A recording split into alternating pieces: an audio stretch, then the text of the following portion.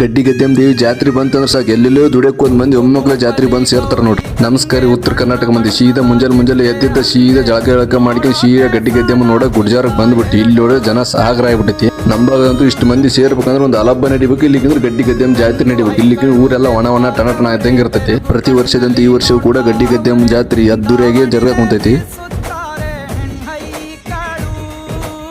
ರೊಟ್ಟಿ ಊಟ ಉಣ್ಣಂಗಿಲ್ಲ, ಹಬ್ಬದೂಟ ತಳ್ಳಂಗಿಲ್ಲ, ನೆಂಟ ಜಗಳ ಆಡಂಗಿಲ್ಲ ನಮ್ಮ ಊರಲ್ಲಿ.